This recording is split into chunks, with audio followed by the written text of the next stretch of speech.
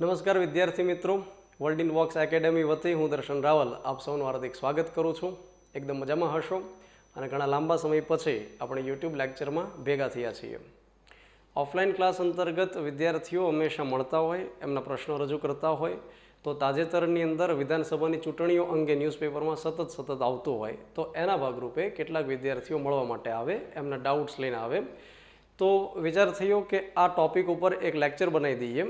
તો કરંટનો પણ ટૉપિક છે અને સાથે બંધારણ સાથે સંલગ્ન છે. આ લેક્ચર અંતર્ગત આપણે વાત કરવાના છીએ કે કયા કયા રાજ્ય અને કેન્દ્રશાસિત પ્રદેશની વિધાનસભાની ચૂંટણીઓ આયોજિત થશે. સાથે કેન્દ્રીય ચૂંટણી પંચ વિશે આપણે થોડી માહિતી મેળવશું અને ત્યાર પછી આપણું ફોકસ આજના લેક્ચરની અંદર રહેશે વિધાનસભા અને વિધાન પરિષદ ઉપર. તો સૌથી પહેલાં આપણે વાત કરી દઈએ કે અત્યારે કયા કયા રાજ્ય અને એક કેન્દ્ર શાસિત પ્રદેશની વિધાનસભાની ચૂંટણીનો કાર્યક્રમ કેન્દ્રીય ચૂંટણી પંચે ડિક્લેર કરેલો છે. તો એક તો પશ્ચિમ બંગાળ કે જ્યાં આગળ ચૂંટણી પ્રચારનો ધમધમાટ શરૂ હોય છે, નરેન્દ્ર મોદી વર્સેસ મમતા બેનર્જી. ત્યાર પછી આસામ અને ત્યાર પછી દક્ષિણ ભારતની આપણે વાત કરીએ તો કેરળ, તમિલનાડુ અને એક કેન્દ્ર શાસિત પ્રદેશ પુડુચેરી. તો ત્યાં આગળ 2021 વિધાનસભા ચૂંટણીનો કાર્યક્રમ કેન્દ્રીય ચૂંટણી પંચે ડિક્લેર કર્યો છે. આપણા માટે ઇમ્પોર્ટન્ટ એ નથી કે કઈ તારીખે આ રાજ્ય અને કેન્દ્ર શાસિત પ્રદેશમાં ચૂંટણીઓ આયોજિત થશે, આપણા માટે એ ઇમ્પોર્ટન્ટ નથી. તો આ ડેટ્સ છે આપણા માટે કામની નથી.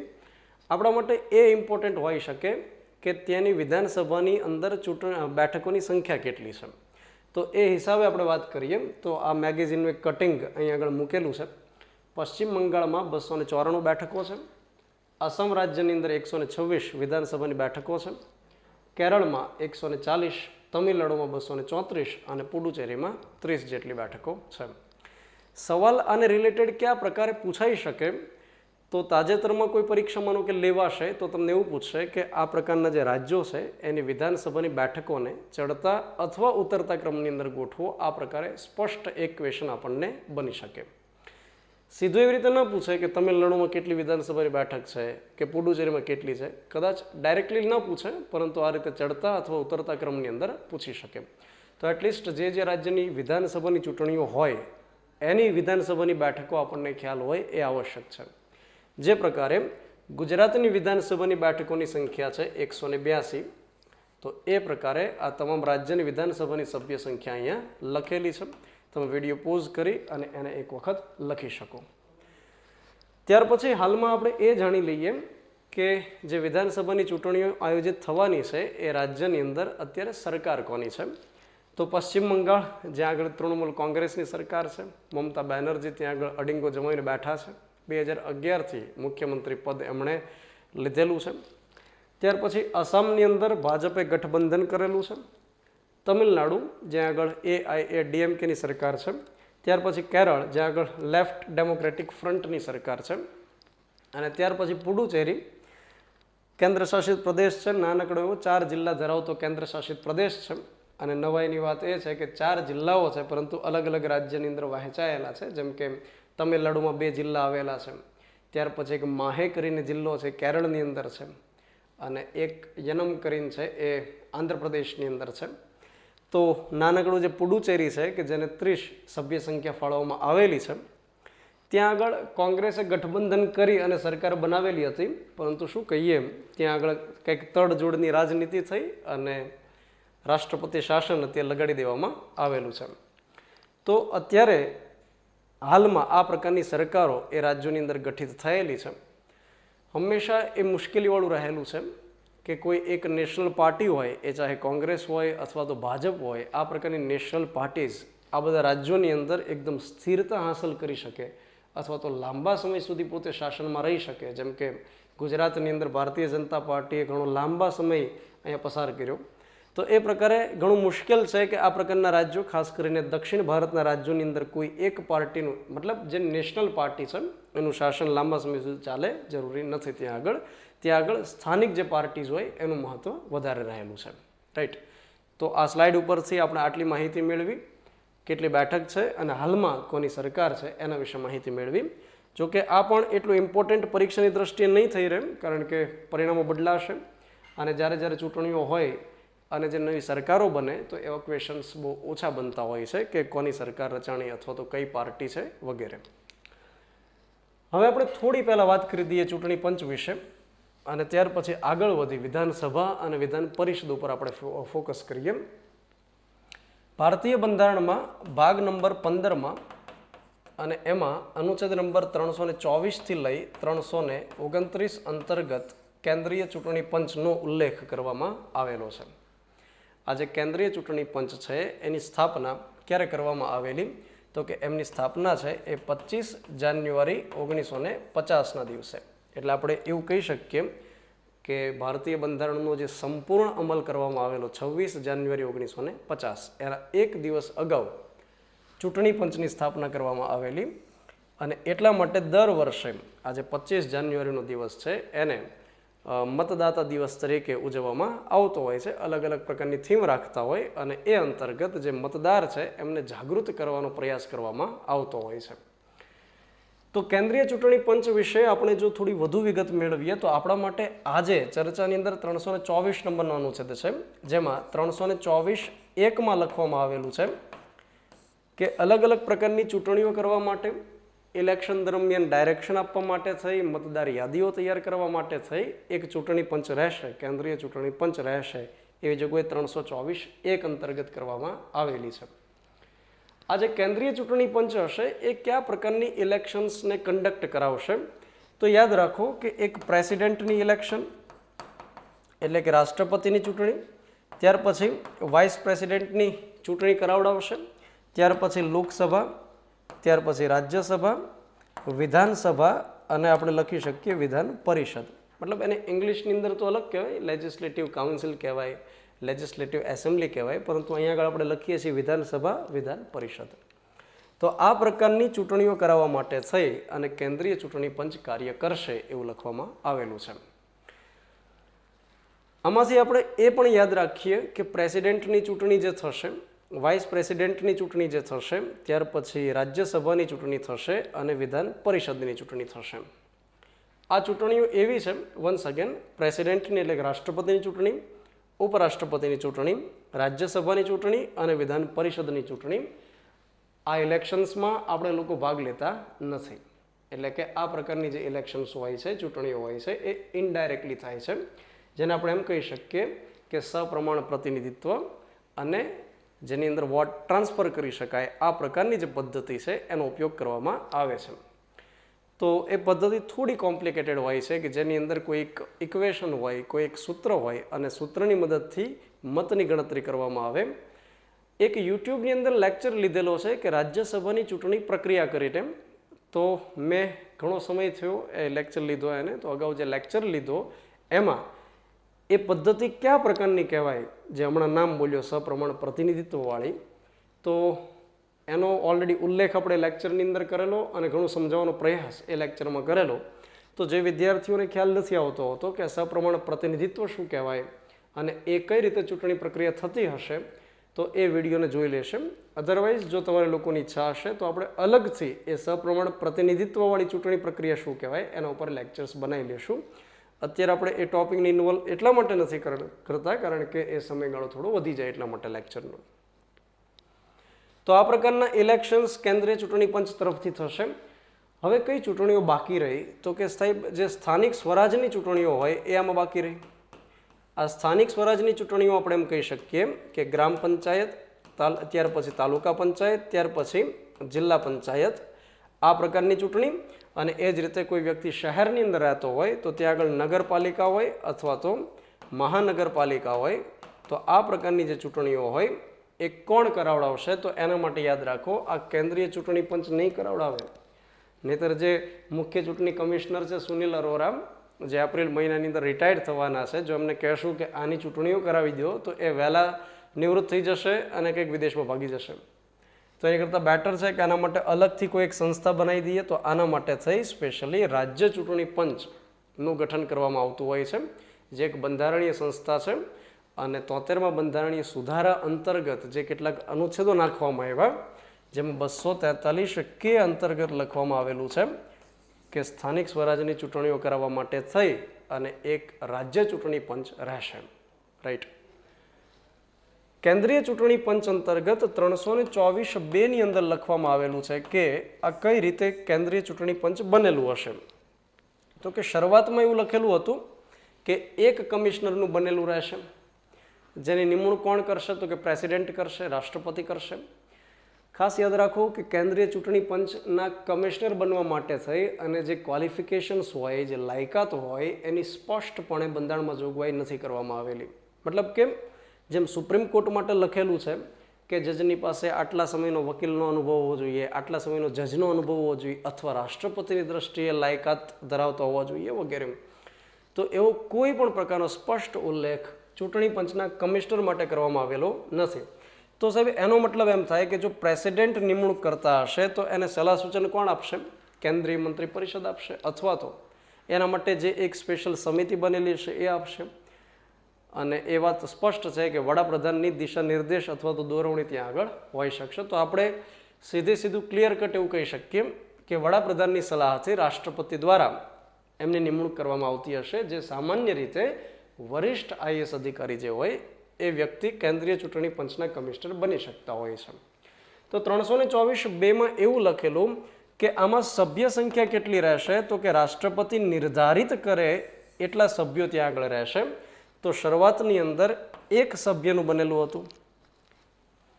ક્યાં સુધી એક સભ્ય હતા? તો કે સાહેબ 1989 સુધી હતું. ઓક્ટોબર 1989 સુધી માત્ર એક જ કમિશનરનું બનેલું હતું. આગળ જતાં એવું તો શું થયું કે કમિશનરની સંખ્યા વધારવી પડી અને એકની જગ્યાએ અત્યારે હાલમાં ટોટલ 3 સભ્યનું એક કમિશન બનેલું છે. તો અત્યારે આપણે એમ કહી શકીએ કે સાહેબ આપણું કેન્દ્રીય ચૂંટણી પંચ છે એ 3 સભ્યોનું બનેલું છે, જેમાં એક મુખ્ય ચૂંટણી કમિશનર હશે અને બાકીના જે 2 હશે આ બીજા નંબરના અને ત્રીજા નંબરના. યાદ રાખો કે ત્રણેય જે કમિશનર હોય છે એમની પાસે પાવર સમાન હોય છે એવું માનવામાં આવે છે.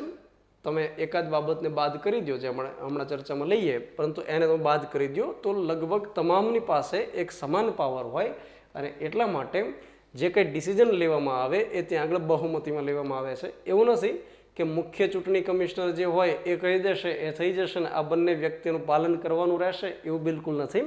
બહુમતી સાથે ડિસિઝન લેવાશે. માત્ર અહીંયા 3 સભ્ય લખવાનું, એટલા માટે 1 નંબર, 2 નંબર ને 3 નંબર આપવામાં આવેલું છે. અધરવાઇઝ સમાન પાવર ધરાવે છે. તો 1989 સુધી ત્યાં આગળ માત્ર 1 કમિશનર હતા. ત્યાર પછી બીજા 2 કમિશનર જોડવામાં આવ્યા, અન્ય કમિશનર તરીકે ઓળખાય છે. એવું શા માટે કરવામાં આવ્યું? તો કે સાહેબ 1989માં રાજીવ ગાંધીની સરકાર હતી. રાજીવ ગાંધી એ સમયે ફેમસ હતા, એમનો ચહેરો હેન્ડસમ હતો અને ખાસ કરીને યુવા વર્ગની અંદર વધારે ફેમસ હતા. તો રાજીવ ગાંધીને અધિકારીઓએ સજેશન આપ્યું હશે કે આ જે યુવા વર્ગ છે દેશની અંદર સૌથી વધારે છે, સાથોસાથ એ યુવા વર્ગ તમારો ફેન છે, રાઈટ?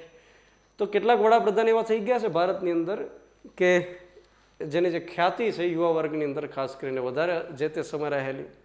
કેટલાક એવા વડાપ્રધાન થઈ ગયા કે જેની ઓવરઓલ સમાજની અંદર ખ્યાતિ વધારે હતી, જેમ કે જવાહરલાલ નહેરુ, ત્યાર પછી ઇન્દિરા ગાંધી. જોકે ઇન્દિરા ગાંધી અમુક પ્રકારના ડિસિઝન્સના કારણે એ બદનામ પણ થયેલા, એ વાત અલગ છે. ત્યાર પછી રાજીવ ગાંધી, અટલ બિહારી વાજપેયી આપણે કહી શકીએ, અને ત્યાર પછી અત્યારે નરેન્દ્ર મોદી. રાજીવ ગાંધી છે એ યુવા વર્ગની અંદર વધારે ફેમસ હતા અને સજેશન્સ કેટલાક અધિકારીઓ આપ્યું કે સાહેબ આ યુવા વર્ગને જો આપણે મતદાર યાદીની અંદર કન્વર્ટ કરી દઈએ તો આપણને રિઝલ્ટ સારું મળી શકે એમ છે. તો પરિણામ સ્વરૂપે એક બંધારણીય સુધારો કરવામાં આવ્યો. 61મો બંધારણીય સુધારો 1988માં થયો, અમલીકરણ 1989થી થયું. એ બંધારણીય સુધારા દ્વારા એવું ડિસાઇડ કરવામાં આવ્યું કે મતદાન માટેની જે ઉંમર અત્યારે 21 વર્ષની છે એને ઘટાડી અને કેટલા વર્ષની કરી નાખવામાં આવે? 18 વર્ષની કરી નાખવામાં આવે. પરિણામ સ્વરૂપે જે મતદાર લોકો છે એની સંખ્યામાં વધારો થયો. 3 વર્ષનો ગેપ પડી ગયો. પહેલાં એવા વ્યક્તિ વોટ આપી શકતા જે 21 વર્ષના હોય, હવે એવું ડિસાઇડ કરવામાં આવ્યું કે જેમની ઉંમર 18 વર્ષની હોય એવા પણ મત આપી શકે. તો એનો મતલબ થયો કે 3 વર્ષના ગેપમાં ઘણા બધા લોકો એવા હતા કે જે મતદાર યાદીમાં સામેલ થઈ શકે એમ હતા. પરિણામ સ્વરૂપે મતદાર યાદીની કામગીરી, ત્યાર પછી ચૂંટણી કન્ડક્ટ કરાવવાની કામગીરી એ થોડી લેન્ધી બની શકે કારણ કે સંખ્યામાં વધારો થયો. પરિણામ સ્વરૂપે રાષ્ટ્રપતિએ ડિસાઇડ કર્યું ઓક્ટોબર 1989માં કે એક મુખ્ય કમિશનર અને બાકીના 2 અન્ય કમિશનર બનાવી દઈએ. વળી પાછો આ ડિસિઝન 1990ની અંદર રદ કરવામાં આવ્યો અને ફરી પાછું શું કરવામાં આવ્યું તો કે અન્ય જે 2 કમિશનર હતા એના પદ રદ કરી દીધા. બની શકે કે વિશ્વ પ્રતાપસિંહની સરકાર હતી, રાષ્ટ્રીય મોરચા પાર્ટીની સરકાર હતી અને રાજીવ ગાંધીનો ડિસિઝન ન પણ ગમ્યો હોય, એમ પણ વીપીસી યુવા વર્ગની અંદર એટલા ફેમસ નહોતા, એ પણ કારણ હોઈ શકે. તો એ બંનેને રદ કરી દેવામાં આવ્યા. 1993ની અંદર એ સમયે પીવી નરસિંહ રાવની સરકાર હતી અને ત્યાર પછી ફરીવાર ડિસાઇડ કરવામાં આવ્યું કે રાજીવ ગાંધીની સરકારે જે ડિસિઝન લીધો હતો એ મુજબ કરી દેવામાં આવે કે એક મુખ્ય ચૂંટણી કમિશનર અને બાકીના 2 અન્ય ચૂંટણી કમિશનર રહેશે. ત્યાર પછી અન્ય જો આપણે વિગત મેળવીએ તો આ જે મુખ્ય ચૂંટણી કમિશનર છે એ અને બાકીના અન્ય ચૂંટણી કમિશનર છે એ ત્રણેયની નિમણૂક રાષ્ટ્રપતિ દ્વારા થશે, વડાપ્રધાનના કહેવાથી થશે, એ પણ ફાઇનલ છે. અને વરિષ્ઠ જે આઈએએસ અધિકારીઓ હશે એ હશે. હવે માની લ્યો કે આ અધિકારીઓ પોતે તટસ્થ રહી અને કામ કરે એ જરૂરી છે, પરંતુ માનો કે એ સરકારના દબાણમાં આવીને કામ કરવા લાગે અથવા તો સરકાર તરફથી પ્રેશર બનાવવામાં આવે કે તમે અમારા ઈશારે કામ નહીં કરો તો દૂર કરી દેવામાં આવશે, તો એ દેશ માટે, લોકશાહી માટે ખતરારૂપ છે. આ બાબતને ધ્યાનમાં રાખી ભારતીય બંધારણના ઘડવૈયાઓએ શું કર્યું તો કે આમને જે દૂર કરવાની પ્રક્રિયા હોય, આપણે ખાસ કરીને અત્યારે વાત કરીએ છીએ આ જે મુખ્ય ચૂંટણી કમિશનર છે એની, આમને જો દૂર કરવા હોય તો એના માટે લખવામાં આવ્યું સ્પષ્ટપણે કે એમને સુપ્રીમ કોર્ટના જજને જે રીતે દૂર કરી શકાય એ જ રીતે પદ ઉપરથી દૂર કરી શકાશે. તો આનો સ્પષ્ટ મતલબ થઈ ગયો કે ઇઝીલી દૂર નહીં થઈ શકે. એનો મતલબ એ થાય કે પશ્ચિમ બંગાળ, આસામ, કેરળ, તમિલનાડુ, પુડુચેરીમાં ચૂંટણીઓ છે અને એમાં સરકાર જે પ્રકારે હવા બનાવવા માંગે અથવા તો ચૂંટણી પંચ સાથે સંકળાયેલા અધિકારીઓનો પોતાના સ્વાર્થમાં ઉપયોગ કરવા માનો કે માંગે, તો જે મુખ્ય ચૂંટણી કમિશનર જે અત્યારે સુનિલ અરોરા છે એ સ્પષ્ટપણે ના પાડી શકે. સુનિલ અરોરા એ જો સ્પષ્ટપણે ના પાડી દેશે તો નરેન્દ્ર મોદી સરકાર એમને દૂર નહીં કરી શકે, ઇઝીલી દૂર નહીં કરી શકે. કારણ કે એમાં લખ્યું છે કે સુપ્રીમ કોર્ટના જજને જે રીતે દૂર કરી શકાય એ રીતે એમને દૂર કરી શકાય. અને તમે સૌ જાણતા હશો કે સુપ્રીમ કોર્ટના જજને દૂર કરવા માટે સંસદીય પ્રક્રિયામાંથી પસાર થવું પડે. સંસદીય પ્રક્રિયાનો મતલબ થશે કે લોકસભા અને રાજ્યસભા બંને જો એક ખાસ બહુમતી સાથે ઠરાવ પસાર કરાવડાવશે, ત્યાર પછી રાષ્ટ્રપતિ જે સાઇન કરશે તો જ એમને દૂર કરી શકાય. તો એ પ્રકારે મુખ્ય ચૂંટણી કમિશનર છે એમને ત્યાં આગળ પદની સુરક્ષા મળેલી છે. બાકીના 2 અન્ય કમિશનર છે એના માટે એવી પ્રક્રિયા નથી, ખાસ યાદ રાખવાનું, અને અહીંયા આગળ કન્ફ્યુઝ નહીં થવાનું પરીક્ષામાં પૂછાય તો. બાકીના 2 કમિશનર જે રહેલા છે એમને રાષ્ટ્રપતિ દ્વારા દૂર કરવામાં આવશે, પરંતુ માત્ર જે મુખ્ય ચૂંટણી કમિશનર છે એની ભલામણના આધારે. તો સંસદીય પ્રક્રિયા અથવા સુપ્રીમ કોર્ટના જજને દૂર કરવાની પ્રક્રિયા એ માત્ર ને માત્ર મુખ્ય ચૂંટણી કમિશનરને લાગુ પડે છે, બાકીના બંને લાગુ પડતી નથી. તો અત્યારે હાલની જો આપણે વાત કરીએ તો આપણું જે કમિશન છે સેન્ટ્રલ ઇલેક્શન કમિશન, એમાં મુખ્ય ચૂંટણી કમિશનર છે સુનિલ અરોરા, જે એપ્રિલ મહિનામાં રિટાયર્ડ થશે. નવનિયુક્ત કોઈક થશે અને ખાસ યાદ રાખવાનું કે પછીની જે કોઈ ક્લાસ 3ની એક્ઝામ લેવાશે તો એમાં નામ પૂછવાની શક્યતા વધારે રહેશે. બાકીના 2 ચૂંટણી કમિશનરની અંદર એક છે સુશીલ ચંદ્ર અને ત્યાર પછી એક જે અન્ય વ્યક્તિ છે એનું નામ છે રાજીવ કુમાર. નામ યાદ રાખી શકીએ, પરીક્ષાઓ ખાસ કરીને ક્લાસ 3ની અંદર પૂછવાની શક્યતા હોય આ પ્રકારના ક્વેશ્ચન્સ, રાઈટ. તો આપણે ચૂંટણી પંચ વિશે થોડો ઘણો ખ્યાલ મેળવ્યો અને માત્ર એક જ અનુચ્છેદનો અભ્યાસ કર્યો, 324. હજી બાકીના જે આર્ટિકલ્સ છે 325, 326, 27, 28, 29 એક્ઝામ ઓરિએન્ટેડ ખૂબ અગત્યના છે, પરંતુ અત્યારે સ્પેશિયલ આપણો ટોપિક એ નથી. હવે આપણે મુખ્ય ટોપિક ઉપર આવીએ અને એ છે વિધાનસભા અને વિધાન પરિષદ વિશે. તો જેમ ભારત દેશની અંદર કેન્દ્રમાંથી સરકાર ચાલે છે અને ત્યાં આગળ અનુચ્છેદ નંબર 79માં લખેલું છે કે કાયદો બનાવવા માટે જે એક સંસ્થા રહેલી છે જેને આપણે કેન્દ્રની ધારાસભા કહી શકીએ અથવા તો એને બીજા શબ્દની અંદર શું કહી શકીએ, સંસદ કહી શકીએ. તો આ જે સંસદ છે અનુચ્છેદ નંબર 79 પ્રમાણે 3 અંગ ધરાવે છે. એક તો રાષ્ટ્રપતિ, ત્યાર પછી લોકસભા અને ત્યાર પછી રાજ્યસભા. યાદ રાખો કે 79 પ્રમાણે રાષ્ટ્રપતિ સંસદનું અભિન્ન અંગ છે અને ત્યાર પછી લોકસભા અને રાજ્યસભા. તો જેમ ત્યાં આગળ આ પ્રકારે સંસદની રચના થાય છે એમ રાજ્ય કક્ષાએ કાયદો બનાવતી જે સંસ્થા હોય એને આપણે વિધાનમંડળ કહેતા હોઈએ. તો વિધાનમંડળ જે રહેલું છે એનો ઉલ્લેખ અનુચ્છેદ નંબર 168 છે. ખાસ યાદ રાખવાનું કે અમુક અમુક પ્રકારના જે અનુચ્છેદો છે એ પરીક્ષાની દ્રષ્ટિએ ઇમ્પોર્ટન્ટ હોય છે. બધા જ અનુચ્છેદ કરવાની જરૂરિયાત નથી, પરંતુ આ પ્રકારના કેટલાકની જરૂરિયાત છે. અનુચ્છેદ 168 પ્રમાણે વિધાનમંડળ પણ 3 અંગ ધરાવી શકે. એકને આપણે કહી શકીએ રાજ્યપાલ, ગવર્નર, રાજ્યના પ્રથમ નાગરિક, ત્યાર પછી વિધાનસભા, અને ત્યાર પછી જે રાજ્યમાં વિધાન પરિષદ હોય એનો સમાવેશ વિધાનમંડળમાં થશે, વિધાન પરિષદ. તો એનો મતલબ એ થાય કે વિધાનમંડળ માટે જરૂર નથી કે વિધાન પરિષદ પણ હોય. તો જેમ કેન્દ્રની અંદર સંસદમાં રાષ્ટ્રપતિ, લોકસભા અને રાજ્યસભા હોય એમ વિધાનમંડળ અંતર્ગત રાજ્યપાલ, વિધાનસભા અને વિધાન પરિષદ હોઈ શકે. વિધાન પરિષદ તમામ માટે ફરજિયાત નથી, એ મરજિયાત છે. એ ડિપેન્ડ કરે છે જે તે રાજ્યની વિધાનસભા ઉપર કે એને વિધાન પરિષદ જોઈએ છે કે કેમ. જેમ કે ગુજરાતની અંદર માત્ર વિધાનસભા છે, વિધાન પરિષદ નથી. ગુજરાતમાં ગાંધીનગર ખાતે જે 182 મહાનુભાવો આવેલા છે, અત્યારે આપણે વિડીયો લેક્ચરમાં તો મહાનુભાવો જ કહેશું, એને કટાક્ષ તો નહીં કરી શકીએ. તો જેમ વિધાનસભામાં 182 મહાનુભાવો આવેલા છે, તો એ પ્રકારે તમામ રાજ્યની અંદર એક એક વિધાનસભા આવેલી હશે. મહારાષ્ટ્રમાં હશે, રાજસ્થાનમાં, મધ્યપ્રદેશમાં, તમામ રાજ્યની અંદર વિધાનસભા હશે. તો એ હિસાબે સાહેબ આપણે એમ કહી શકીએ કે અત્યારે હાલમાં 28 રાજ્યો છે, તો 28 તો વિધાનસભા હશે. એ તો ફરજિયાત છે કે રાજ્યનો દરજ્જો મળે તો વિધાનસભા તો ત્યાં આગળ હોય જ. ઉપરાંત કેન્દ્ર શાસિત પ્રદેશ સાહેબ ટોટલ 8 છે, પરંતુ 8 કેન્દ્ર શાસિત પ્રદેશમાંથી ટોટલ 3 એવા છે કે જ્યાં આગળ વિધાનસભા હોય. જેમ કે જમ્મુ એન્ડ કાશ્મીર, ત્યાર પછી દિલ્હી અને ત્યાર પછી પુડુચેરીમાં ટૂંક સમયની અંદર ચૂંટણીઓ થવાની છે વિધાનસભાની.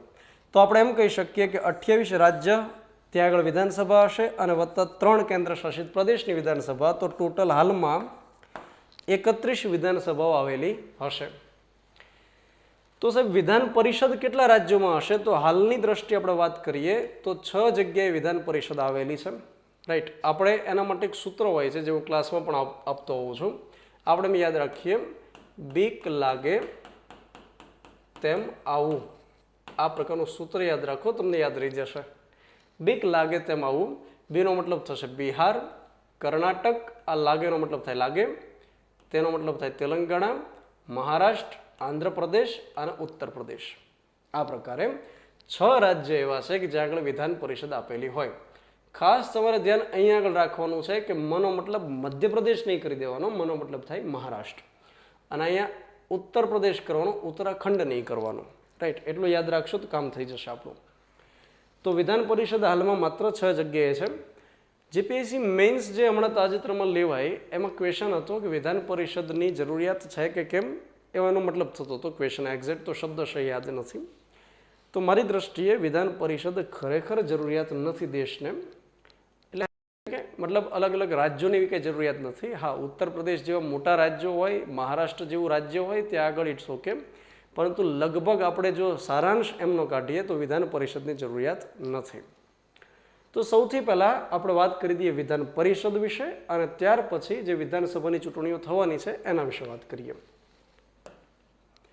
તો વાત થઈ ગઈ કે ટોટલ 6 જગ્યાએ વિધાન પરિષદ આવેલી છે, અને તમે સૂત્ર પણ યાદ રાખી લીધું, બીક લાગે તેમ આવું. જ્યારે જમ્મુ કાશ્મીર જે ખાસ રાજ્યનો દરજ્જો ધરાવતું હતું એવા સમયે જમ્મુ કાશ્મીરમાં પણ વિધાન પરિષદ હતી. તો એવા સમયે હું સૂત્ર યાદ એ રીતે રખાવતો, જમ્મુ કાશ્મીરમાં બીક લાગે તેમ આવું, પરંતુ જમ્મુ કાશ્મીર તો હવે નીકળી ગયું, તો હવે એની કોઈ જરૂરિયાત નથી. માની લો કે ગુજરાત રાજ્ય છે, એમને વિધાન પરિષદની જરૂરિયાત પડે. જરૂરિયાત તો બિલકુલ નથી, ગુજરાતને તો એમાં બિલકુલ નથી, પરંતુ માની લો કે ગુજરાતને જરૂરિયાત પડે તો શું કન્ડિશન થશે?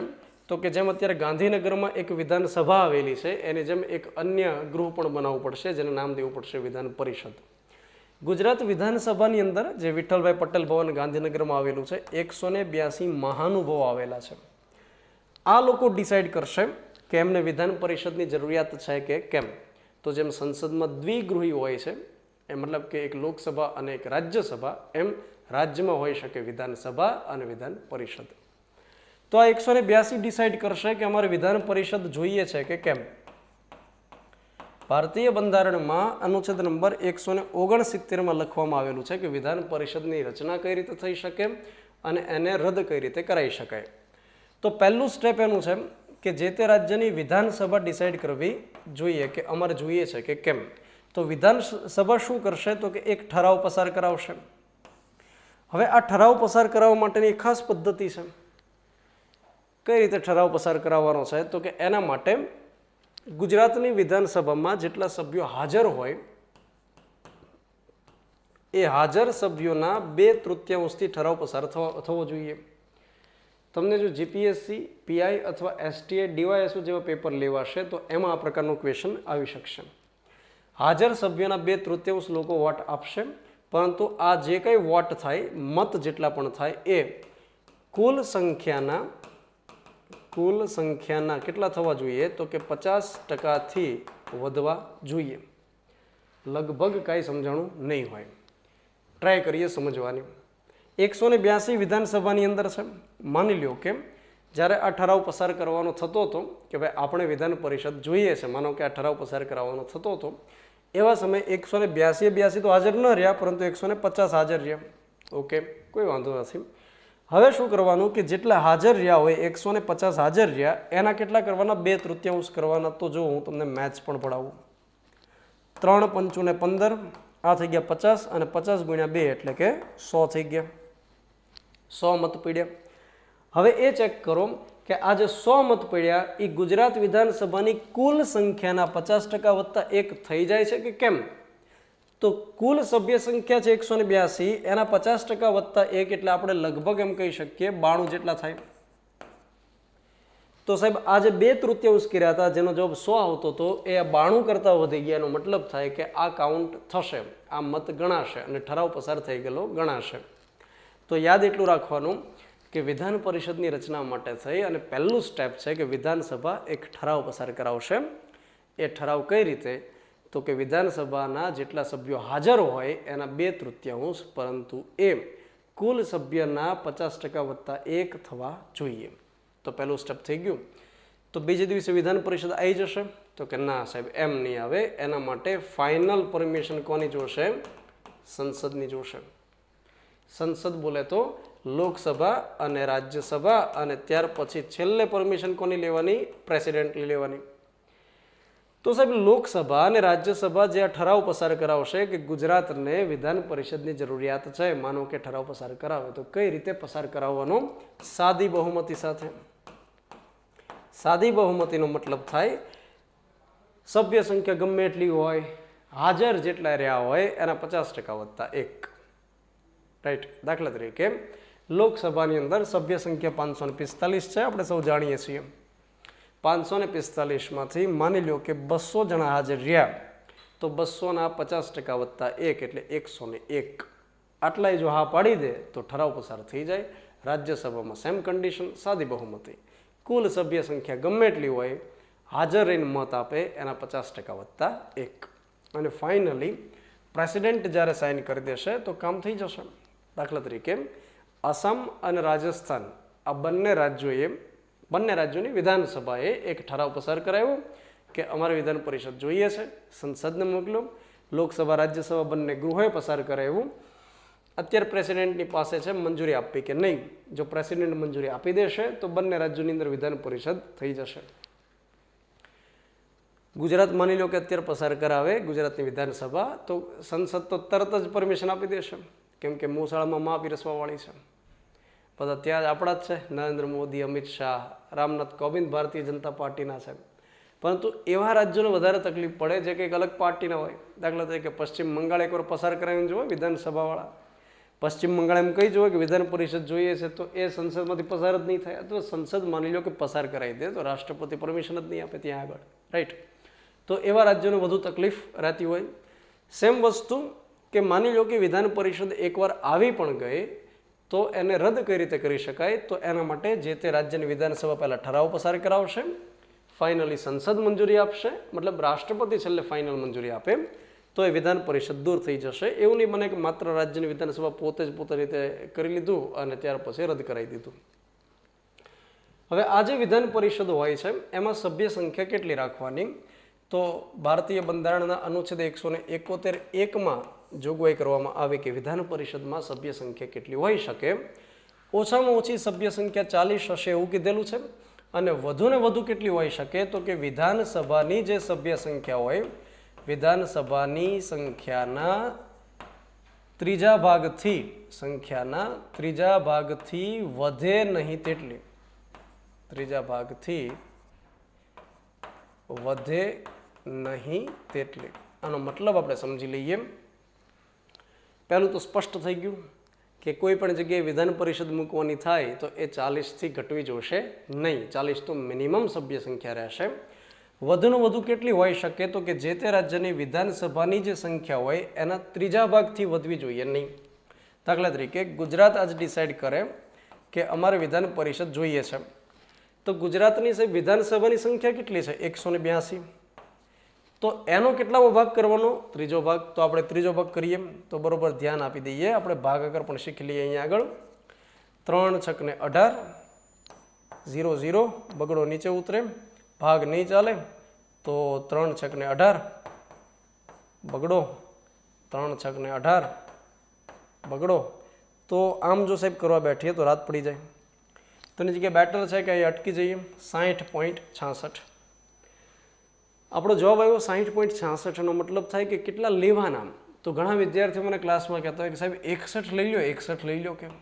પણ અહીંયા યાદ રાખો કે એવો નિયમ લાગુ નહીં પડે કે અહીંયા 6 હોય તો એક આગળ ઉમેરાય જાય ને 61થી જેવું નહીં થાય. અહીંયા બંધારણમાં સ્પષ્ટ લખ્યું કે ત્રીજો ભાગ તમે જે કરો એનાથી વધવી ન જોઈએ. જો તમે 61 કરી નાખો તો આનાથી તો વધી ગયું, રાઈટ?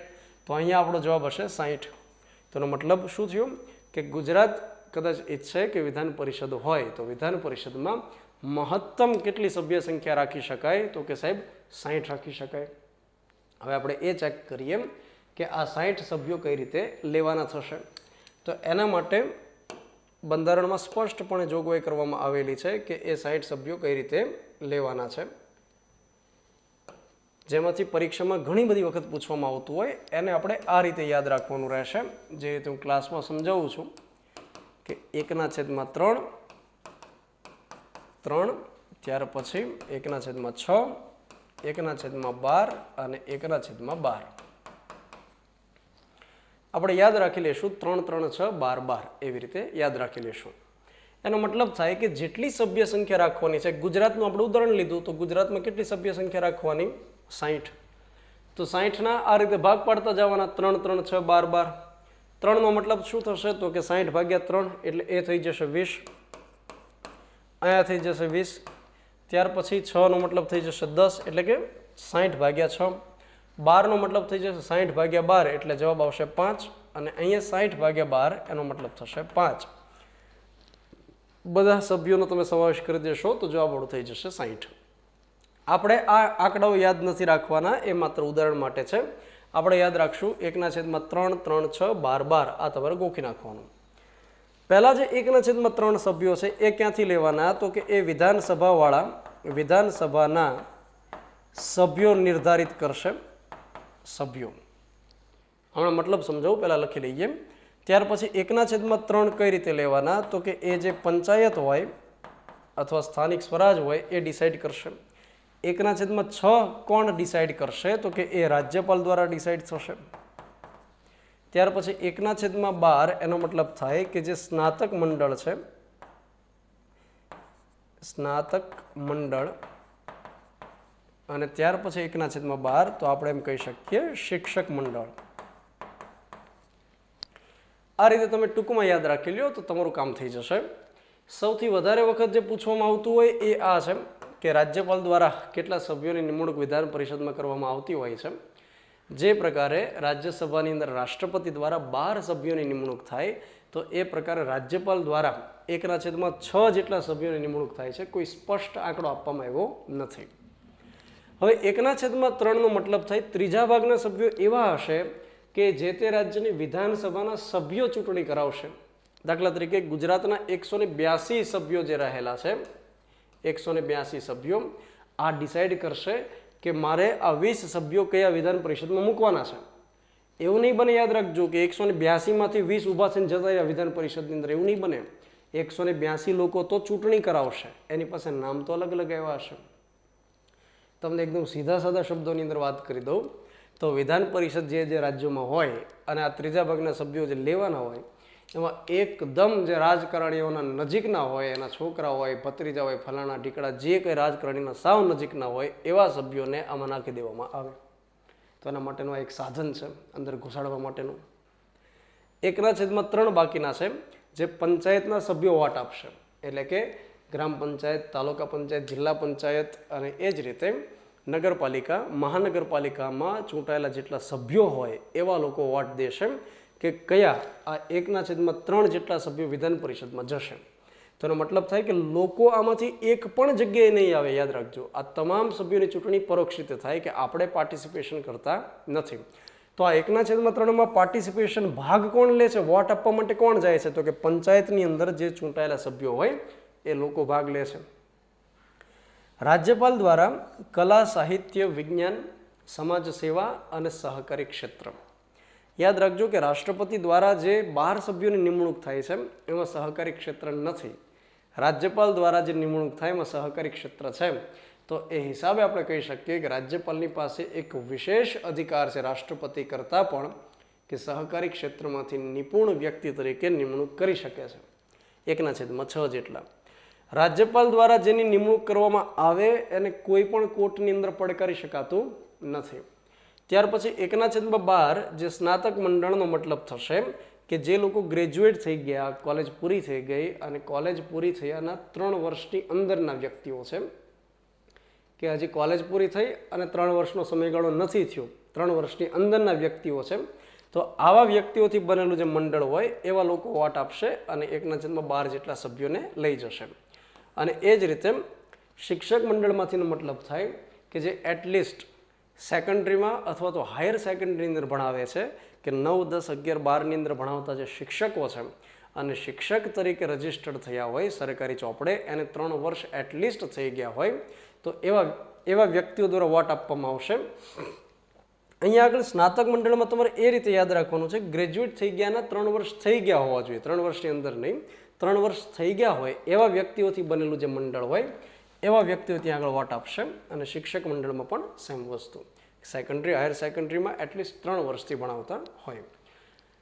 તો આ પ્રકારનું જે માળખું છે એમાંથી પરીક્ષાઓમાં કંઈક ને કંઈક ક્વેશ્ચન્સ ઘણી બધી વખત મેં જોયેલા છે. તમે 18,000+ વાળી જે બુક છે અથવા તો પૂછાયેલા પ્રશ્નોની જે પુસ્તક હોય એમાં તમે જોશો તો તમને અંદાજ આવી જશે. રાઈટ. તો વિધાન પરિષદમાં આપણે આ પ્રકારની રચના જોયા પછી હવે આપણે વાત કરીએ વિધાનસભા વિશેની. વિધાનસભાની ચૂંટણીઓ કયા કયા રાજ્યમાં છે? તો કે વન્સ અગેન, એક છે આસામની અંદર, એક છે પશ્ચિમ બંગાળમાં, કેરળ, તમિલનાડુ અને પુડુચેરીમાં. વિધાનસભાનો જે કે વિશેષ જોગવાઈઓ છે એ બધું 170ની અંદર કરવામાં આવેલી છે. અને 171માં લખવામાં આવેલું છે કે જે તે રાજ્યની અંદર વિધાનસભા હશે એમાં ઓછામાં ઓછી સભ્ય સંખ્યા કેટલી હશે? તો કે 60. અને મેક્સિમમ કેટલી હોઈ શકે? તો કે 500. અત્યારે હાલમાં સૌથી વધારે વિધાનસભાની અંદર સભ્ય સંખ્યા હોય એવું એકમાત્ર આપણે કહી શકીએ કે ઉત્તર પ્રદેશ. આમ તો તમામ વિદ્યાર્થીઓને ખ્યાલ હોય કે સૌથી વધુની વાત આવે તો ઉત્તર પ્રદેશ પહેલી જ વખતમાં યાદ આવે. 403 જેટલી સભ્ય સંખ્યા છે ત્યાં આગળ વિધાનસભાની. આપણી ગુજરાતની અંદર 182 રહેલી છે. તો ઓછામાં ઓછી 60 હોઈ શકે. 60થી ઓછી હોય તો ન ચાલે, પરંતુ તેમ છતાં 3 રાજ્યોની અંદર અપવાદ છે. એકમાં સિક્કિમ, ત્યાર પછી મિઝોરમ અને ત્યાર પછી ગોવાનો સમાવેશ થાય છે. આ 3 રાજ્યો એવા નાનકડા ટચુકડા એવા રાજ્યો છે કે એ રાજ્યોને માનો કે મતદાર ક્ષેત્રની અંદર વહેંચવામાં આવે તો 60 મતદાર ક્ષેત્ર બનતા નથી. પ્રમાણમાં વિસ્તારની દ્રષ્ટિએ ખૂબ જ નાના એવા રાજ્યો છે, તેમ છતાં એમને રાજ્યનો દરજ્જો આપવામાં આવ્યો અને એ અંતર્ગત વિશેષ રાજ્યનો દરજ્જો આપી એમને વિધાનસભા ફાળવવામાં આવી. 371 નંબરનો જે અનુચ્છેદ છે, આ 371 છે આખું પેકેટ છે. પેકેટનો મતલબ થાય એમાંથી ઘણા બધા નાના બધા અનુચ્છેદો છૂટા પડશે. ભારતીય બંધારણમાં પ્રકરણ નંબર 21માં અલગ અલગ 12 જેટલા રાજ્યો છે. જો તમારે આ રીતે યાદ રાખો, 21 નંબરનું પ્રકરણ અને એને ઊંધું કરી નાખો તો 12 જેટલા રાજ્યો. એ 12 જેટલા રાજ્યો માટે વિશેષ જોગવાઈ કરવામાં આવેલી છે.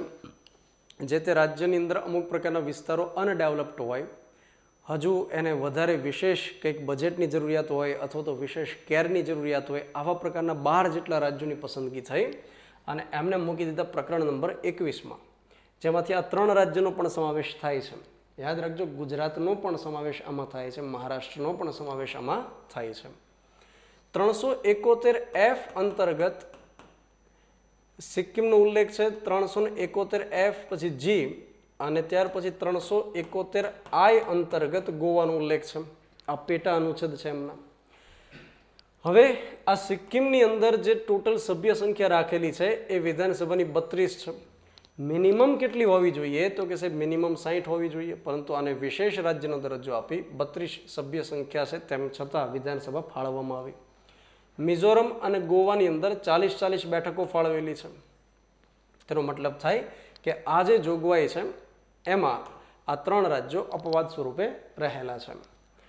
હવે આ વિધાનસભાઓને જે બેઠકોની સંખ્યા ફાળવવામાં આવશે એ વસ્તીના આધારે હોઈ શકે, ત્યાર પછી સમયાંતરે સીમાંકન આયોગ દ્વારા સીમાંકન કરવામાં આવે. જેમ કે ગુજરાત છે, આખું ગુજરાત એને 182 અલગ અલગ મતદાર વિસ્તારની અંદર વહેંચી દેવામાં આવ્યા, તો એની સભ્ય સંખ્યા થઈ ગઈ 182. ગુજરાતની જ્યારે સ્થાપના થઈ 1960માં અને ત્યાર પછી ફર્સ્ટ ટાઈમ જે ચૂંટણી કરવામાં આવી 1962માં, હું તમને ગુજરાતનું ઉદાહરણ એટલા માટે આપું કારણ કે તમને વધુ ઝડપથી સમજાય. 1962માં જે ફર્સ્ટ ટાઈમ ચૂંટણી કરવામાં આવી ત્યારે ગુજરાત વિધાનસભાની સભ્ય સંખ્યા 132 હતી. ત્યાર પછી 154 કરવામાં આવેલી, ત્યાર પછી 168 કરવામાં આવેલી અને ફાઇનલી અત્યારે જે આપણને દેખાય છે 182, આ સભ્ય સંખ્યા કરી હતી 1975માં. 1975 પછી ગુજરાત વિધાનસભાની સંખ્યાને ફેરવવામાં નથી આવેલી. શા માટે આવું કરવામાં આવેલું? કારણ કે એના માટે બંધારણીય સુધારો જવાબદાર છે. 42માં બંધારણીય સુધારા 1976 દ્વારા એવી જોગવાઈ કરવામાં આવેલી કે આગામી 2001 સુધી કોઈ પણ રાજ્યની અંદર વિધાનસભાની સભ્ય સંખ્યા વધારવાની નહીં થાય. હવે ગુજરાતની અંદર ક્યારે વધી ગઈ? 1975માં તો વધી ગઈ, છેલ્લે લાસ્ટ ટાઈમ 1975ની અંદર 182 થઈ ગઈ. 1974ની અંદર જે 42મો સુધારો લઘુ બંધારણ ઇન્દિરા ગાંધીની સરકાર હતી અને બંધારણીય જોગવાઈ કરવા જ માંડ્યા હતા, તો એમાં એક જોગવાઈ એવી કરી દીધી કે 2001 સુધી કોઈ પણ રાજ્યની વિધાનસભા હશે એની સભ્ય સંખ્યા વધારવામાં નહીં આવે. 2001ની અંદર આ પ્રાવધાન પૂરું થતું હતું. એ દરમિયાન એક અન્ય બંધારણીય સુધારો કર્યો, 84મો બંધારણીય સુધારો 2001, અને એ દ્વારા જોગવાઈ કરવામાં આવી કે હવે જે વિધાનસભાની સભ્ય સંખ્યા હશે એ 2026 સુધી સ્થગિત કરી દેવામાં આવશે. તો 182 જે 1975થી ચાલે છે એ એમને કાયમ ક્યાં સુધી રહેશે? 2026 સુધી. સાથે એવું પણ કહેવામાં આવ્યું કે અહીંયા આગળ જે 1971ની વસ્તીને ધ્યાને રાખવાની વાત હતી કે 1971ની વસ્તીના આધારે 1975માં ગુજરાતની વિધાનસભાની સભ્ય સંખ્યા 182 કરવામાં આવી હતી જે, રાઈટ. તો અહીંયા આગળ એક અન્ય બંધારણીય સુધારો કર્યો, 87મો બંધારણીય સુધારો 2003માં કર્યો, અને કહેવામાં આવ્યું કે રાજ્યોની વિધાનસભાની સભ્ય સંખ્યાને ધ્યાને રાખવા માટે 2001ના વસ્તી ગણતરીના ડેટાને ધ્યાને રાખવામાં આવશે. તો ઇન શોર્ટ આપણે અત્યારે ખાલી એટલું યાદ રાખવાનું છે કે આ બંધારણીય સુધારો કયા કયા વર્ષે થયેલા હતા એ પરીક્ષાઓની અંદર પૂછાઈ શકે. 2026 સુધી લોકસભાની સભ્ય સંખ્યા અથવા તો રાજ્યોની વિધાનસભાની સભ્ય સંખ્યા એમાં કોઈ ફરક પડવાનો નથી. 2026 પછી જે પહેલી વસ્તી ગણતરી થશે એનો મતલબ થાય કે જો સામાન્ય સંજોગ રહેશે તો 2031માં, તો એ વસ્તી ગણતરીના આધારે આગળ જતા સભ્ય સંખ્યામાં ફેરફારો કરવામાં આવશે. અત્યારે 182 છે. આ પ્રકારે શા માટે કરવામાં આવ્યું કે 182 સભ્ય સંખ્યા છે કે 1975થી ચાલે છે, તો એ દરમિયાન કોઈ વસ્તીમાં વધારો નહીં થયો હોય, તો વસ્તીમાં વધારો જો થયો હોય તો સભ્ય સંખ્યા વધવી જોઈએ. પરંતુ ઇન્દિરા ગાંધીના સમયની અંદર જે આ સુધારો કરવામાં આવ્યો કે 2001 સુધી સ્થગિત રાખવાની, 2001 પછી 2026 સુધી સ્થગિત રાખવાની, આ વખતે અટલ બિહારી વાજપેયીની સરકાર હતી. આવું એટલા માટે કર્યું કારણ કે જે કેટલાક દક્ષિણના રાજ્યો છે, જેમ કે કેરળ તમે લઈ લો, ઓડિશા લઈ લો, આ પ્રકારના જે રાજ્યો છે ત્યાં આગળ વસ્તીને નિયંત્રણમાં કરવા માટે થઈ કુટુંબ નિયોજનની જે પ્રથા છે એનું ઇફેક્ટિવ ઇમ્પ્લિમેન્ટેશન થયું. અસરકારક રીતે એનું અમલીકરણ થયું. તો એ બધા રાજ્યો સફળ રહ્યા 1971 પછી વસ્તીને કંટ્રોલ કરવા માટે. તો ત્યાં જે સરેરાશ વસ્તી વૃદ્ધિ દર હોય એમાં ઘટાડો થયો. જે ઉત્તરના કેટલાક રાજ્યો છે, બિહાર, ઉત્તર પ્રદેશ, મધ્યપ્રદેશ, આ પ્રકારના જે રાજ્યો છે ત્યાં આગળ વસ્તી વૃદ્ધિ દરની અંદર વધારો જોવા મળ્યો. હવે જો વસ્તીના આધારે ડિસાઇડ કરે કે સભ્ય સંખ્યા વધારવામાં આવશે તો એનો મતલબ થાય કે ઉત્તરના જે રાજ્યો છે એનો વધુ ફાયદો થાય, અને જે દક્ષિણના રાજ્યો છે, કેરળ, ઓડિશા, આ પ્રકારના જે રાજ્યો છે જે વસ્તીને નિયંત્રણમાં લાવવામાં સફળતા મેળવી, તો એ બધા રાજ્યોને નુકસાન થાય, કેમ કે વસ્તી ઘટાડો થયો તો સભ્ય સંખ્યામાં વધારો ન થાય ત્યાંની વિધાનસભામાં. તો દક્ષિણના કેટલાક રાજ્યોએ વિરોધ કરેલો કે તમે આ રીતે જો સભ્ય સંખ્યામાં વધારો કરશો તો અમારી સાથે અન્યાય થશે. અમે તો ઇફેક્ટિવ ઇમ્પ્લિમેન્ટેશન કર્યું કુટુંબ નિયોજન પ્રથાનું. જો આ પ્રકારનું જોત તો તમારે પહેલેથી વાત કરવાની હતી કે હરીફાઈ જ કરવી છે. તો એ બધી બાબતોને ધ્યાને રાખીને એ સમયની અંદર કટોકટી જે ચાલતી હતી 1976માં, એ સમયે સંજય ગાંધીએ વસ્તી નિયંત્રણ પર વધારે ભાર મૂકેલો, જે નસબંધીના કાર્યક્રમો ચલાવેલા. તો એ હિસાબે આ પ્રકારની જોગવાઈ એ સમયે 1976માં કરેલી હશે એવું આપણે કહી શકીએ. તો વિધાનસભાની અંદર એટલું ક્લિયર થઈ ગયું કે ઓછામાં ઓછી સભ્ય સંખ્યા 60ની હશે, વધુને વધુ 500ની હોઈ શકશે. આ પ્રકારની આપણે વાત કરી. ત્યાર પછી વિધાનસભાની જે ચૂંટણી થતી હોય એના આધારે ડિસાઇડ થતું હોય કે સરકાર કોની રચાશે. સરકાર રચવા માટે સ્પષ્ટ બહુમતી આવશ્યક છે. સ્પષ્ટ બહુમતીનો મતલબ થશે કે કુલ સભ્ય સંખ્યાના 50% + 1. એનો મતલબ થાય કે જો ગુજરાતની વાત કરીએ તો 182 જે સભ્ય સંખ્યા છે એના 50% + 1, એનો મતલબ થાય 92. આમાંથી ખાલી પડેલી જે બેઠકો હોય એ બાદ કરી દેવાની, એ બાદ નહીં કરવાની, એ એમને જ રાખવાની. માની લો કે 182 છે, તો સ્પષ્ટ બહુમતીનો મતલબ થશે કે માની લો કે 2 બેઠક બાદ થઈ ગઈ, એટલે કે 2 બેઠક ઉપર ચૂંટણી નથી થઈ શકી, અથવા તો એમાંથી જે ધારાસભ્યો જીતીને આવ્યા એના નિધન થઈ ગયા, કે XYZ બેઠકો ખાલી પડી, તેમ છતાં સરકાર બનાવતી વખતે તમારે જે ટોટલ સીટ હોય એને જ ધ્યાને રાખવાની. સ્પષ્ટ બહુમતી એને આપણે કહેશું. તો એ આધારે સરકાર રચાતી હોય. તો જે અત્યારે જે જગ્યાએ ચૂંટણી છે, આસામની અંદર, બંગાળની અંદર, કેરળ, તમિલનાડુ, પુડુચેરીની અંદર જે ચૂંટણીઓ થવાની છે, ચૂંટણી પરિણામ 2 મેના દિવસે આવવાનું છે. આ દિવસે જોવામાં આવશે કે કઈ પાર્ટીને અથવા તો કઈ પાર્ટીઓના ગઠબંધનને સ્પષ્ટ બહુમતી મળેલી છે. એના આધારે ડિસાઇડ થશે કે સરકાર કોની રચાશે. રાજ્યપાલ જે પાર્ટીને બહુમતી મળી હશે એને આમંત્રણ આપશે કે તમે સરકાર રચો, તમે બહુમતી સિદ્ધ કરો, અને ત્યાર પછી મંત્રી પરિષદનું ગઠન કરાવડાવો. ત્યાર પછી વિધાનસભાની ચૂંટણી કમ્પ્લીટ થઈ ગયા પછી, પરિણામ આવ્યા પછી પ્રથમ બેઠકનું આયોજન થાય, અને આ જે પ્રથમ બેઠક હશે એની તારીખ કોણ ડિસાઇડ કરશે? તો કે એ સાહેબ રાજ્યપાલ ડિસાઇડ કરશે. તો માની લ્યો કે 2 મેના દિવસે પરિણામ આવે અને પરિણામના આધારે સિદ્ધ થઈ જાય કે કોની સરકાર રચાઈ જાય એમ છે, અને ત્યાર પછી તમામ રાજ્યની અંદર રાજ્યપાલ ડિસાઇડ કરે કે 10 મેના દિવસે આપણે ભેગા થવાનું છે. તો જેટલા નવા ચૂંટાયેલા વ્યક્તિઓ આવી ગયા છે એ બધા ભેગા થઈ જજો. તો પ્રથમ બેઠકનું આયોજન થાય. પ્રથમ બેઠકની અંદર રાજ્યપાલ શું કરશે કે જે એકદમ વરિષ્ઠ વ્યક્તિ દેખાશે એને ઊભા કરશે, ઉંમરલાયક જે દેખાશે, અનુભવી જે દેખાશે એને ઊભા કરશે, અને કહેશે કે તમે આ બેઠક પૂરતા અધ્યક્ષ છો. તો એને આપણે કહી શકીએ પ્રોટેમ સ્પીકર. આ જે પ્રોટેમ સ્પીકર હશે એ એક બેઠક પૂરતા, અથવા તો આપણે એમ કહી શકીએ ટૂંક સમય માટેના અધ્યક્ષ છે. એનું મુખ્ય કાર્ય હશે કે પહેલાં તો રાજ્યપાલની પાસે તે શપથ લઈ લેશે, અને ત્યાર પછી એ અન્ય જે તમામ સભ્યો આવેલા છે એ બધાને શપથ લેવડાવશે. જો કોઈ સભ્ય શપથ લીધા વગર ગૃહની કામગીરીની અંદર ભાગ લેશે તો 1 દિવસના 500 રૂપિયા લેખે દંડ થતો હોય છે. લોકસભા, રાજ્યસભામાં તો આ રીતે દંડ થતો હોય છે. તો પ્રથમ બેઠકની અંદર મુખ્ય કામગીરી થાય, તમામ જેટલા સભ્યો આવેલા હોય એ શપથ લઈ લેશે, સાઇન કરી દેશે, અને ત્યાર પછી અધ્યક્ષ અને ઉપાધ્યક્ષની ચૂંટણીઓ થાય. તો બંધારણના અનુચ્છેદ નંબર 178માં વિધાનસભાના અધ્યક્ષ અને ઉપાધ્યક્ષ અંગેની જોગવાઈ આપવામાં આવેલી છે. રાજ્યપાલ અધ્યક્ષ અને ઉપાધ્યક્ષની ચૂંટણીઓ માટેની તારીખ ડિસાઇડ કરશે, અને એ સમયે જે વ્યક્તિને અધ્યક્ષ થવાનું છે કે ઉપાધ્યક્ષ થવાનું છે તો ગૃહ દ્વારા એમની ચૂંટણી કરાવવામાં આવશે, અને એ અધ્યક્ષ અને ઉપાધ્યક્ષ જેને સૌથી વધારે મત મળે એ વ્યક્તિ અધ્યક્ષ અથવા ઉપાધ્યક્ષ બની જશે. સામાન્ય રીતે એવું બને કે જે પાર્ટીની સરકાર બની હોય એમાંથી જ કોઈ વ્યક્તિ અધ્યક્ષ અને ઉપાધ્યક્ષ બનતો હોય છે. હવે એક ઇમ્પોર્ટન્ટ જે સવાલ છે એ છે કે માની લો કે અત્યારે ગુજરાતની વિધાનસભા ચાલે છે, 14મી વિધાનસભા ચાલે છે અત્યારે. રાજેન્દ્ર ત્રિવેદી છે એ ગુજરાત વિધાનસભાના અધ્યક્ષ છે. હવે આ 14મી વિધાનસભા જે ચાલે એનો કાર્યકાળ 2022ની અંદર કમ્પ્લીટ થશે. 2022માં ફરીવાર ચૂંટણીઓ થશે.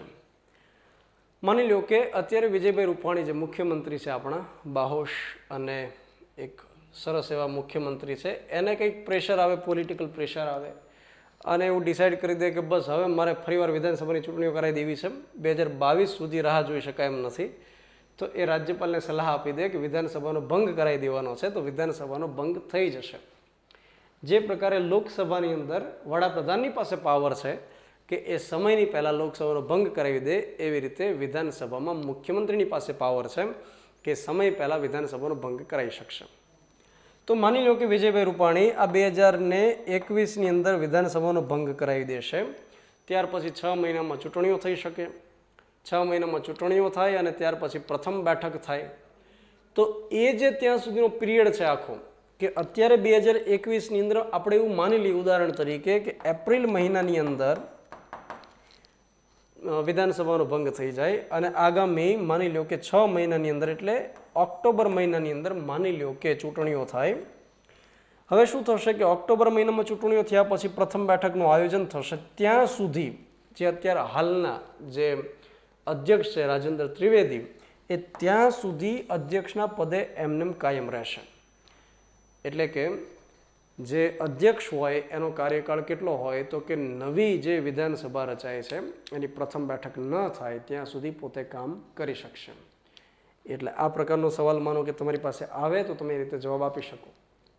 સેમ લોકસભાની અંદર પણ હોય કે લોકસભાના ભંગ સાથે લોકસભાના અધ્યક્ષનો કાર્યકાળ પૂર્ણ ન થઈ જાય, પ્રથમ બેઠકનું આયોજન થાય, નવી વિધાનસભાનું આપણે વાત કરીએ, નવી વિધાનસભાની પ્રથમ બેઠકનું આયોજન થાય, એમાં પ્રોટેમ સ્પીકરની નિમણૂક થાય, એ પ્રોટેમ સ્પીકરની નિમણૂક સાથે જૂના અધ્યક્ષનો કાર્યકાળ પૂર્ણ થાય છે. રાઈટ. તો આ પ્રકારની વિગતો આપણે ભેગી કરી. તો આપણી પાસે જે ટોપિક હતો એ ટોપિક કયો હતો તો કે અલગ અલગ રાજ્ય અને એક કેન્દ્ર શાસિત પ્રદેશ છે પુડુચેરી. પુડુચેરીમાં 30 સભ્ય સંખ્યા છે.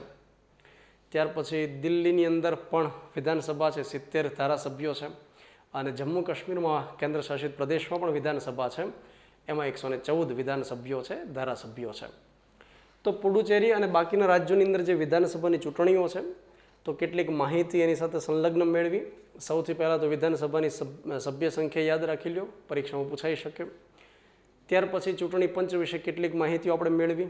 આપણે એ પણ વાત કરી કે એપ્રિલ મહિનામાં રિટાયર્ડ થશે, નવનિયુક્ત જે ચૂંટણી પંચના કમિશનર થાય એનું નામ યાદ રાખી લેશું. અને વિધાનસભા વિધાન પરિષદનો થોડો ઘણો અભ્યાસ કરવાનો પ્રયાસ આપણા લેક્ચરની અંદર કર્યો. આગામી સમયની અંદર ફરી પાછા આ પ્રકારના લેક્ચર્સ સાથે ભેગા થતા રહીશું.